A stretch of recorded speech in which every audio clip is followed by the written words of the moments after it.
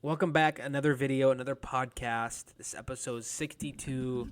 Sorry we were not here last week. Couple technical difficulties which I'm still dealing with, and it's under further investigation.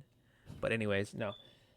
If you can tell, if you're watching the video, Andrea is not on the camera. Which, if you did not hear what I had just said that we are having some technical difficulties, and that Actually, I'm on vacation right yeah. now, and that's why I can't So be she's there. still going to be in the pod, and she's just not going to be. Her beautiful face is not going to be on camera. So, but we're still going to do the pod. Anyways, let's just jump right in. In. So, Crazy playoffs, not what we expected. not my Super Bowl prediction. At I least I, I not. got it wrong. I got At it least for completely the wrong. AFC side. NFC is I can see that. AFC is just what a mess. But Um, let's start off. So our last pod we did go over the wild card rounds, and the big takeaway from that was Bears coming back and beating the Packers. Bills barely beating the Jags. I think we talked about that, didn't we? Yeah, I'm just kind of doing a little Oh, review, and then going into the divisional round that put us up with Bills Broncos. So, what a game, by the way. I'm trying to remember the game. Bills end up losing that in overtime, 33-30, and in my opinion, it's kind of like the main for me. It's like the main storyline of the AFC playoffs is like Bills losing again in the same place that they've been losing like for 5 years, and like if you've not been paying attention to like the off season, because like in the NFL, like the playoffs is still going on, but the off season starts, right? Teams are already making moves while the other. You good? yeah. I'm just looking at Luca. So the Bills have been nonstop making moves, firing their coach. We'll get into that, but Talking shit very about Keon Coleman. probably one of the most disappointing Bills playoff loss in recent memory. I mean, what do you think? I mean, we both had the Bills winning this game, and Josh Allen just didn't come through when it mattered most. Yeah, Josh. I mean, it's crazy because like part of it is his fault, part of it's not. Can't expect to win when you turn the ball over as much as he did, and you also put your team in a position to potentially win, and then they just can't come through for you. Those two things just together obviously hurt because it seems like that's one of the biggest things is the team just not able to come through for him. But it's also like this one was a little bit was his fault as well. So, I mean, it's a little bit of both there, but I mean, You can't really say like the team didn't come through for Josh Allen. Like he had 2 interceptions. I think he had a fumble in yeah, there. but they also dropped 33 points on you. Like that's not. Yeah, I mean the defense is. I don't think the defense was ever good enough this year. Like they were gonna have to rely on Josh Allen and that offense to carry them to the Super Bowl, and the But that just defense. goes to show that there's no team where just one player matters. Like you can, I mean, he's one of the Yeah, best quarterbacks in the league, like top two, right? Him and Lamar Jackson are so talented and they're so different than these other quarterbacks. They're able to do pretty much a lot of things that a lot of quarterbacks don't offer. And but it's like just one guy isn't gonna cut it. You still need a run game. yeah. You still need a coach. You still need your receivers. You still need a defense. Like you need everything. You need everything to fall into place. And I think that they showed that for sure. Yeah. Like Patrick has lost Super Bowls. I And he's mean, do one of you the, think like McDermott getting fired was called for? Like, do you think he deserved that? Do you think it was his fault? This is a tricky one because when you're an owner and you're 70 years old, you want to see results. You want to win a championship before you die. And I think some of these owners are kind of impatient, and they know they're near the end of their life, and they want to see results fast. And sometimes it's not going to happen right away, you know. And Yeah. McDermott, I think, no, he didn't deserve to get fired. I mean, the owner has a right to do what he did. The GM, Right, yeah. like they haven't made it past the AFC Championship. Yeah. I It- guess it- my question more so is like, if you were the GM, would you fire McDermott? Like, if you were in that position, knowing everything that you know, considering everything that is to be considered with his resume, what would you have done? I mean, you got to ask yourself, like, if you're gonna fire a guy like that, you gotta have a Somebody in replacement in mind. mind that you Yeah. know is gonna be a success. And like, you know, Joe Brady has had success as an OC, but we know that going from OC, being a good OC doesn't mean you're gonna be a good head coach. It doesn't, but Being we've an seen OC, examples of good OCs becoming head coaches and being good too. So but we've also seen examples of good OCs not being good head coaches. yeah, You gotta be able to manage so much. 54 players and their emotions, and that's not easy to do. Not And just being an 50 OC, you literally just have to focus on the offense and the quarterback and running plays. It's a lot more of a burden. And Joe Brady's a young guy, and best of luck to him. Maybe it'll turn out great. Yeah, maybe it will. But He'll be able to handle it a little more. um, I also think that it's a little bit of also like the desperation of like, you know, the quarterback is kind of getting to up there in age. I wouldn't say he's old because he's not. He's 27, but it's like you don't have much time to play with either. You know, you kind of have a small window within like the next 5 years, and like Yeah. you want to see some sort of result there. Like you got to get a championship within the next 5 years. yeah. If not, it wasn't a success. It was a disappointment, honestly, and maybe Yeah. even could ruin his career or who knows. It was right? a bigger But disappointment considering the amount of great quarterbacks in the AFC that didn't make the playoffs, I know. and how people was were the saying most how wide entertaining. open the AFC was.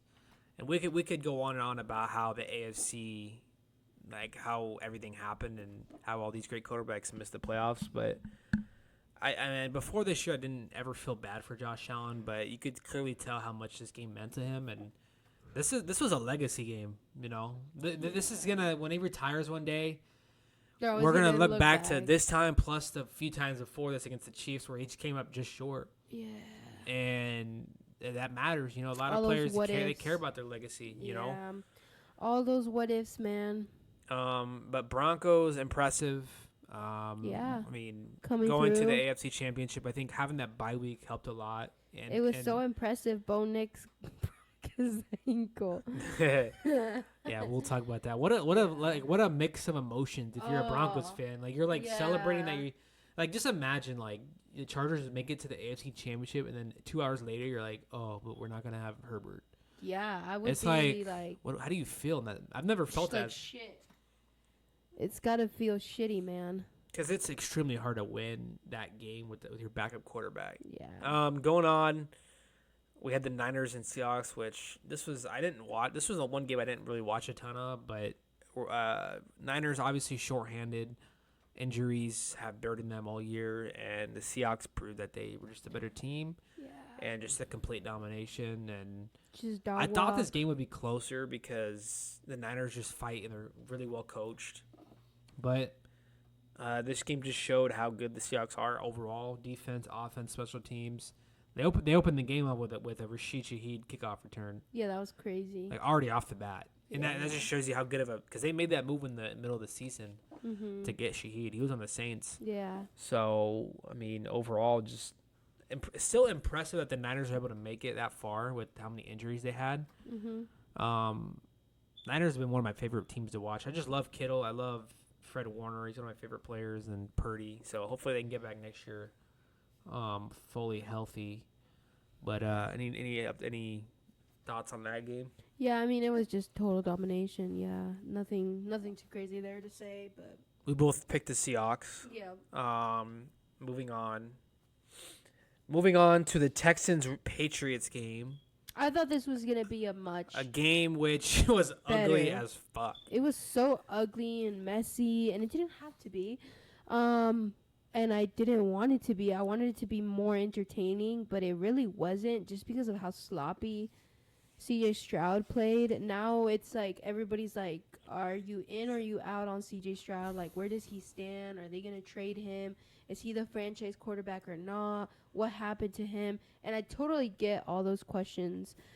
But It was a game in which like anyone CJ Stroud just literally had to be a system quarterback. Exactly. And they could have won that game. And that's the concerning part. How can you not just be this basic, take care of the ball, system quarterback? You don't have to be spectacular. With that defense, you literally have to be an average NFL quarterback, Right. and he just. This was just a terrible game by C.J. Stroud. 1 touchdown, 4 interceptions. And without those 4 interceptions, I think they win this game. Yeah. The defense is good enough to beat the Patriots. And Oh, they got to yeah. Drake May. They forced Drake May into having some turnovers as well. Yep. I mean, there were so many opportunities for CJ Stroud to like win this Yeah. game for them. I mean, I get the Texans O line is probably not the best O line. no. You but can't blame this on the O line. I know, but it's a good enough O line for CJ Stroud to get some quick throws out. He's just terrible at taking care of the ball.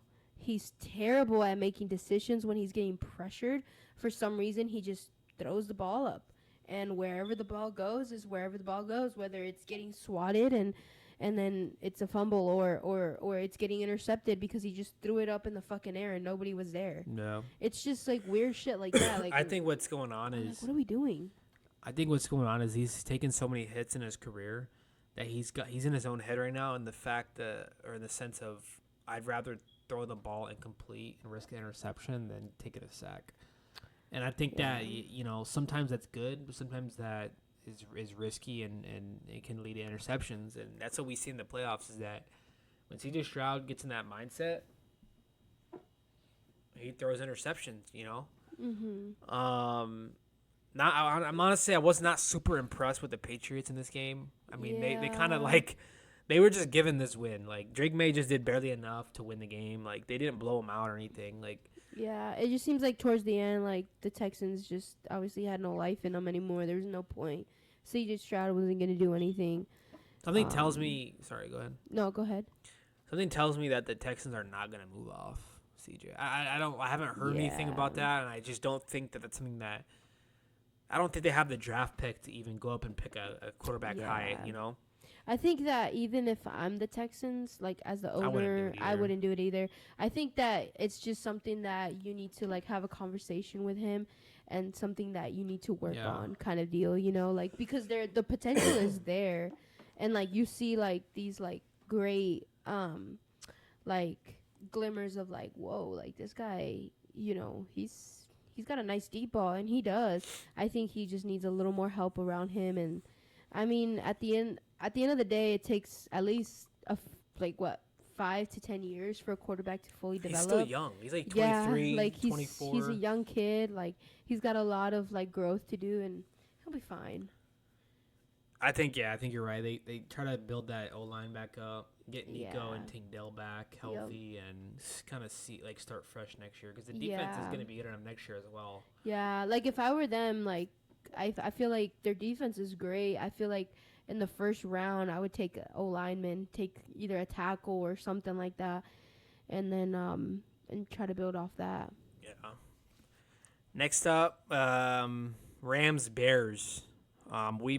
I had the Ram. I think we both had the Rams winning this, correct? Yes. It ended up going to overtime. A really good game, actually. 20-17. Caleb had a pretty good game. Look at the stats here. A late interception that kind of cost him in overtime, which really decided the game. Actually ended up with 3 interceptions in this game. Oh damn. So not a great game. He had 257 yards, 2 touchdowns. I mean, I still think I think this year it's Caleb Williams has proven that he's the franchise guy. I think after last year, everyone was like, "Is this guy a bust?" And Jaden Daniels should have been #1 pick. Mm-hmm. But I think this year has proven that he can do it. I think at times you watch him and you're like, "Holy shit, this guy's the best quarterback in the league." The throws he's making on the run, that's what he's like. I think that's his best attribute, honestly, is throwing on the run. Yeah. With accuracy. Yeah. And then sometimes you watch him and you're like, huh, what was he seeing? What did he see there? Yeah. So I think once he once he fixes that and becomes more efficient, then I think the Bears have what it takes with the coaching staff to be a legit contender, Super Bowl contender. Yeah. Yeah, I think he's great too. I think he's a good quarterback. I think he is the franchise guy. Yeah, I mean, I'm excited to see what comes from them. But yeah, I mean, you can't expect to win again when you have all those turnovers. That's one thing that I've noticed in like all playoff games is like if you have a lot of turnovers, you can't expect to win. Like you really want to limit your turnovers as much as possible because like if you have no turnovers, it's like pretty much you're almost guaranteed to win at Yeah, that point. and that's been his like Achilles heel is the turnovers. Yeah. Um, I think they're going to move on from DJ Moore as well. I think I did hear something about that. Yeah. I mean, I think for sure, like bump up the defensive line, and like that's Yeah. kind of like their weakness is their D line. Yeah. Like draft some D linemen in the draft. Yeah. I think they and- need like just defensive players, honestly, Yeah. like a lot. And then maybe like if they have the cap space to sign like a free agent wide receiver, maybe go for that. Somebody that is in free agency that could be a wide receiver. I don't think it needs to be like a wide receiver one just because they have Rome Odunze. I think he will end up being the one just because he was kind of hurt. And then and they have Luther Burden too. But Yep. if they could get like a deep ball threat, that could be nasty. Yep. Any surprises from the division round? I mean, only, nothing too crazy. I mean, No crazy upsets. I mean, I had the Bills beating the Broncos. I was wrong there, but a lot of people were. Yeah. So that gives us the final four here, which just happened this past weekend. Patriots and Broncos. So yeah, we mentioned it before, but Bo Nix didn't not play with. yeah. I mean, I hate the Broncos. I mean, I've always hated them, but I mean, it just sucks that it sucks you have that to watch a backup play. you got to watch a backup play in the championship game. Yeah, it's so lame. And I think most people can agree after watching that game that they would have won with Bo Nix. Oh yeah. Like, there's just no doubt in my mind that they win that game. Oh, If Bo yeah. Nix is, but then again, yeah, I don't know. But turned out to be a fucking snowstorm in the second half. Was completely clear in the first half. And then, yeah. honestly, this game was really fucking boring. I watched like the whole game, and it was like run the ball. Yeah, and because then, they couldn't pass. They couldn't even see. And then like Well, when it snowed, but even in the first half, Drake May and like the Patriots were all wearing white jerseys. It's white out completely. Like he Yeah. cannot see any of his guys down the field.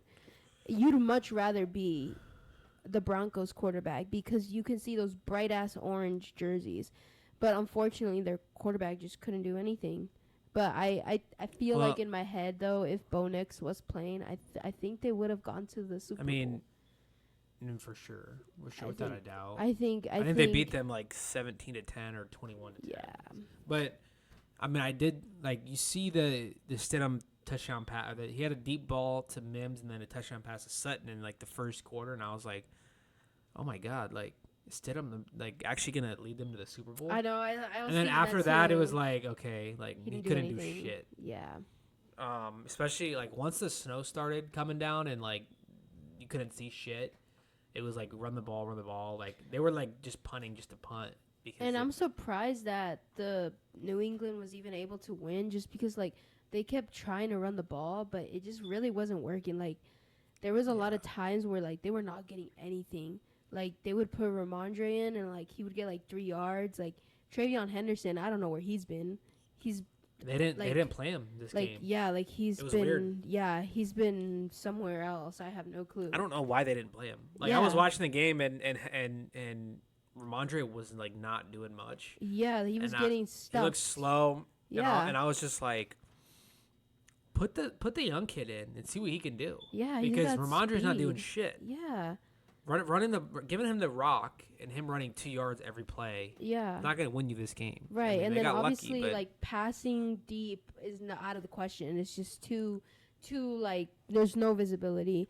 And then passing short was kind of working, honestly. Like that's really where the Broncos kind of like it was weird, like they would run the ball and then like on a 3rd and 7 they would go for like a pass to Hunter Henry and like they'd get it or something.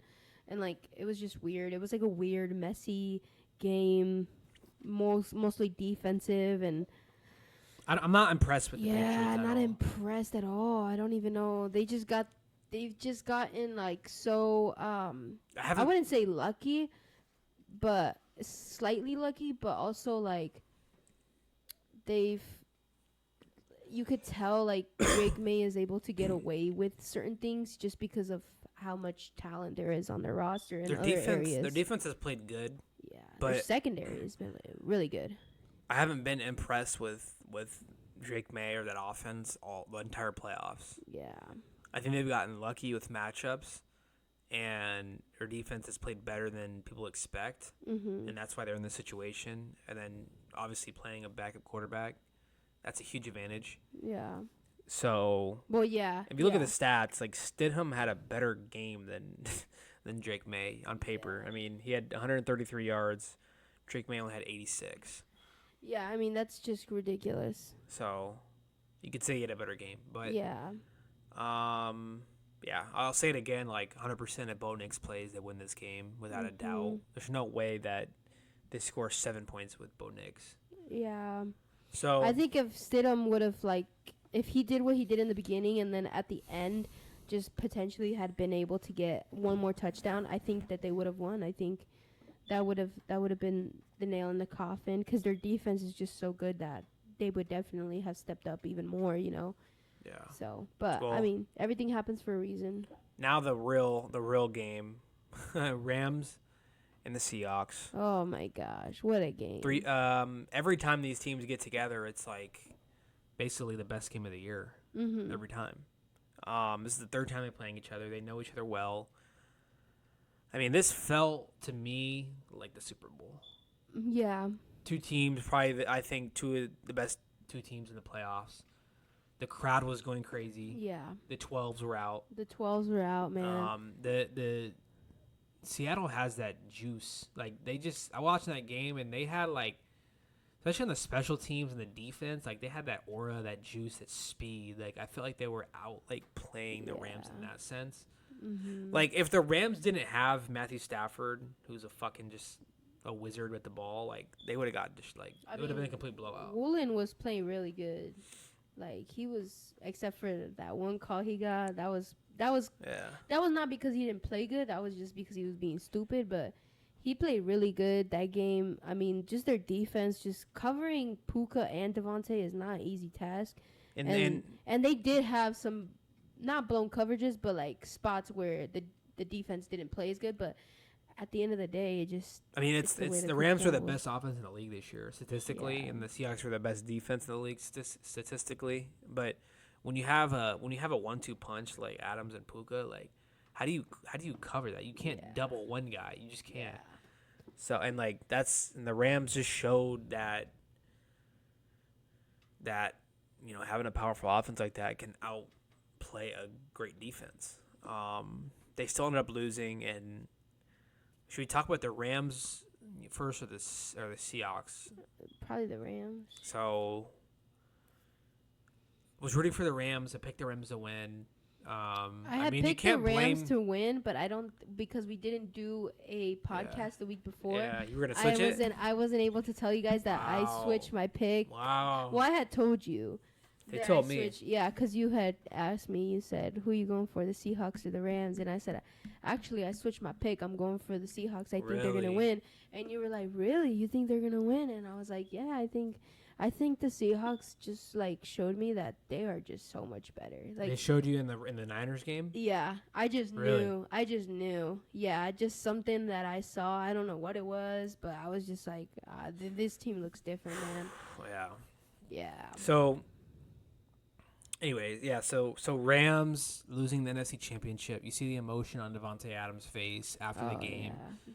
I mean, they wanted this game so bad. I mean, who doesn't? Yeah. They really wanted to win this game. And Sean McVay was showing emotion on the sidelines. Because when you got a quarterback that's getting to that age, and you wide never receiver Devontae too. you never know how different this team might look next year or the year after. You can't just be they're for sure going to be good again next year. You can never say that.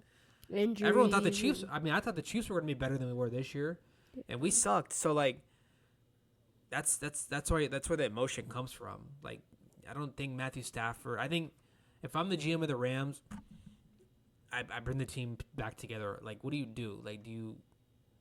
I'm asking you. Do you make moves to try to switch things up? I feel like you kind of keep the team together. Maybe add some pieces in the secondary. I think you keep the team together. You're gonna have the draft. You go for I think in the first round you go for a safety or a nice cornerback in the first round, and then from there you just kind of pick up some players off free agency. That's the thing, though. It's like how the cookie crumbles too, because sometimes they don't have that much cap space, so they have to come up with these creative ideas on how to get players and how to maneuver certain things so that they can still stay within their budget but also accommodate the team. But I think the draft will be big for them. I think the first 2 rounds they go. I think first round whatever's better, either cornerback or safety, and then the second round I would go with whatever you didn't get in the first round. So I think that's what they need. I think they need a standout cornerback and they need a standout safety. I think that's where, because the trenches is good. well, you got a point because they could not guard JSN. Yeah. JSN was. Blown I have coverages. never seen a receiver dominate a defense like. Did you see that one route where he was like, zoom, zoom, Dude. zoom? Like, it was just crazy. He was just like dominating. Like Yeah. he was doing whatever he wanted. He was one-handed catching everything. He was doing like a sissa, and then like Yeah. he would get him with that, bro, like a sissa every time, bro. It seemed like every play he was getting the ball and like Yeah. he's something special, bro. Like I did not see this coming. Yeah. He could already be in the conversation of a top 5 receiver. I think after this year they just had, Yeah. we got to talk about it. Like we Yeah. have to talk about it. He's you know? underrated for sure. But I wanted to bring up, And he's young too. That's what is so nice Yeah. about him. Like they're gonna have him for such a long time, man. in every interview he starts out with thanking God, Yeah. and this wouldn't be possible without him. Well, yeah, it wouldn't. When Aaron Rodgers was with the Packers, towards the end of when he was getting in his upper 30s, had an MVP season. MVP season in the draft the coming year they draft Jordan Love. Kind of forecasting like we're gonna need someone for when this guy leaves eventually. Like they're planning way in advance. Like clearly you don't need a quarterback next year. You still have Aaron Rodgers in his prime. Are the Rams thinking about that? Like, they got a guy like Stafford who's 37, 38, playing, probably going to win MVP in his prime. Do they pull a card out of the Packers hat? I think that's gonna be when we get to the draft and we see what they pick. I think that's gonna be depending on what they Who's available? pick, what they pick. No, not even that. I just think what they do for their moves. I think that's gonna tell you what they're thinking, because if they have a conversation with Matthew Stafford and they're like, okay, man, like, how do you see this going? Are you going to retire next year? What's going on? They're like, you know what? I'm not going to retire next year. I feel like I got a year in me left or a couple years in me left. I don't think he retires. Like, no shot. No, I don't think he will, but I'm just saying, like, okay, I'm Matthew Stafford. I think I will retire in, like, 2 years, a year or two. Okay, now you're the GM. You're thinking, okay, do we start getting a guy to develop him within 2 years, or in a couple years, are we gonna like trade up to get a guy or something like that? So I think it just depends. I think if he says a couple years, I think they might hold off for 1 more year.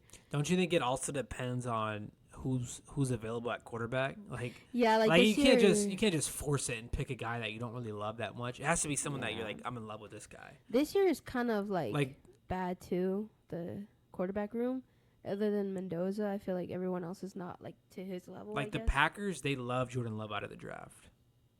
Like you can't. Yeah. So I think you're 100% right. Yeah. They have to have a conversation with Honestly, Stafford. I have a feeling like just knowing how LA is and like they're big money, big spenders. They love the Rams. I think what they would do is, mark my words, I think they're not gonna actually draft a quarterback. I think what they would do is like trade their first round pick for somebody. Someone that's already in the league. Yeah, somebody seasoned that's already. kind of what they did when they had Goff. They had Goff in his prime, coming off a Super Bowl. They trade him to the Lions for Stafford. Mm-hmm. It's hard to see them doing that. There's no one really.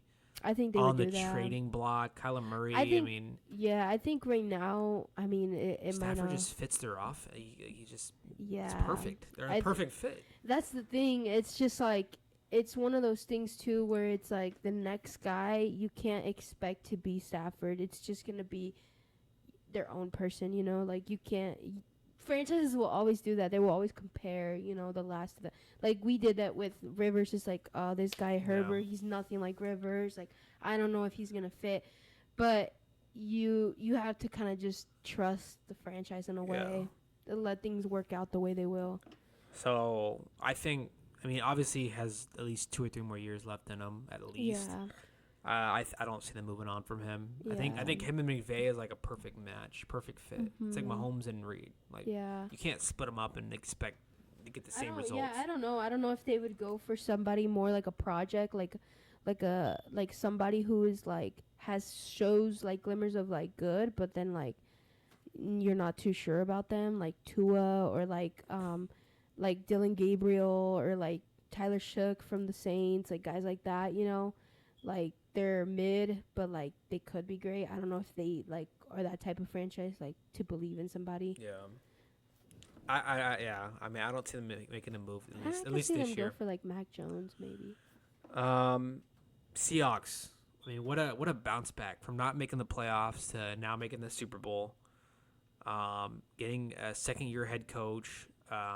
Getting a quarterback off the street, not off the street, but from the Vikings. And I mean, what a move for a team to pay. Well, people thought they were overpaying for Sam Darnold when it first happened.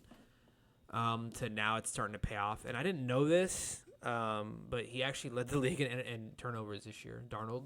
He did? I didn't know that. Oh, damn. But it just shows you that they were able to go to the Super Bowl with the guy that has the most interceptions in the league. That just shows you their defense was great, the running game.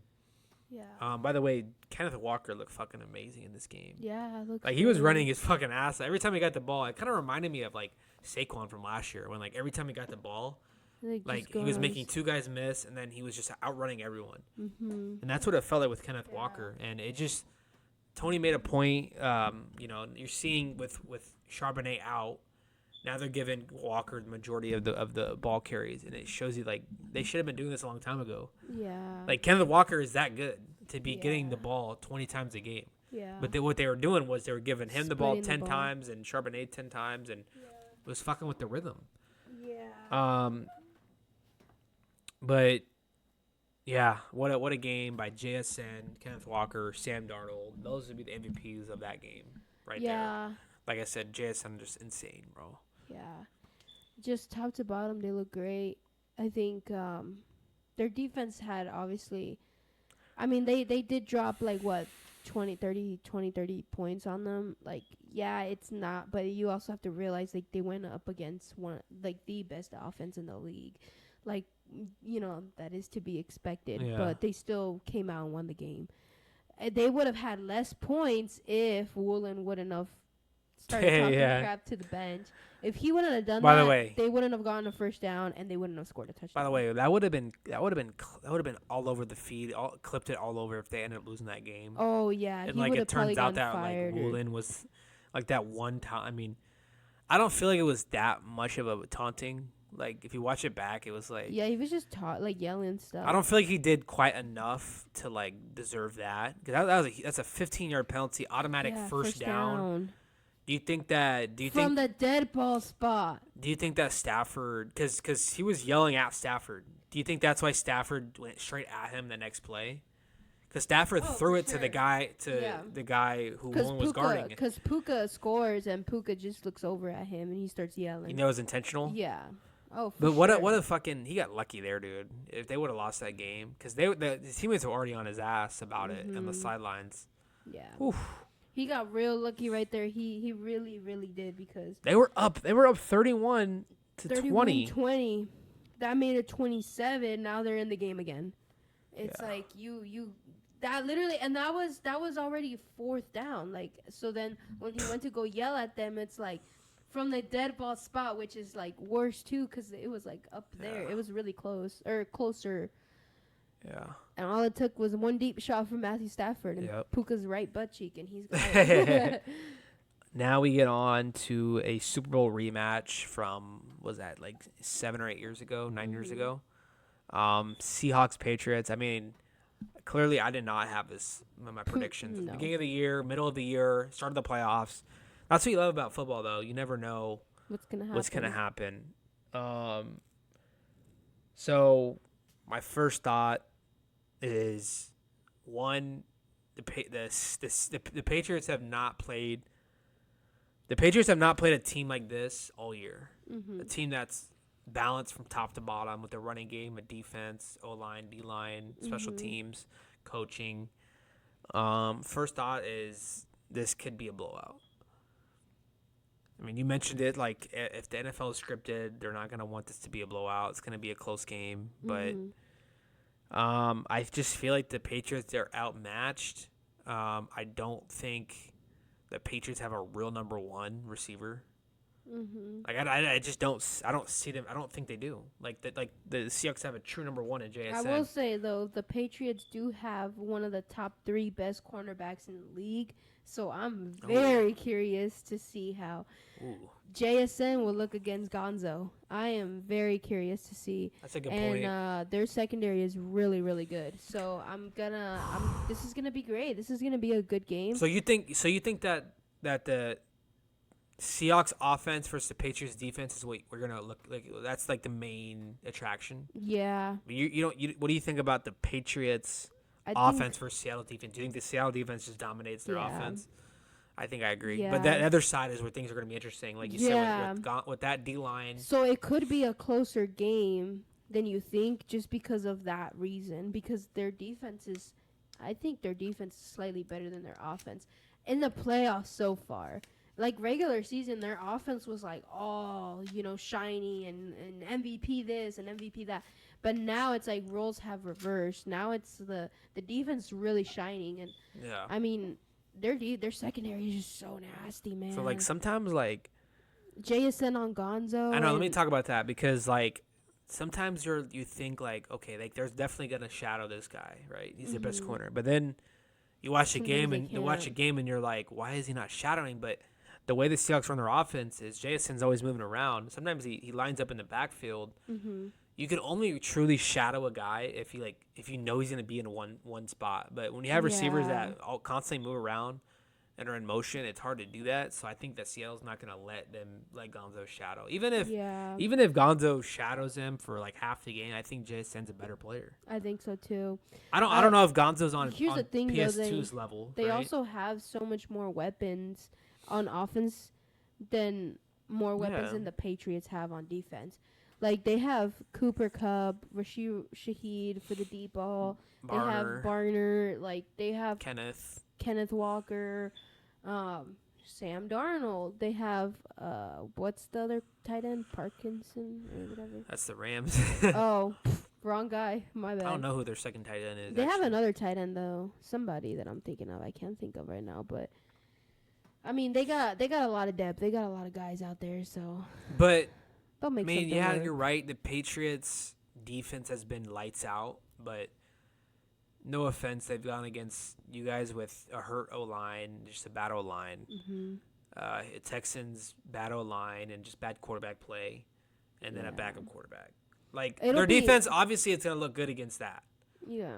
Now we get to see him up against an elite offense with a number one, potentially top 5 wide receiver in the league, and Kenneth Walker, he's been playing out of his mind. So they're going to be tested in what is the blueprint for the Patriots to win this game? Like, I just don't, like, can you think of one? Like, like control the time of possession, like, probably, like control get a couple time. interceptions off Darnold maybe.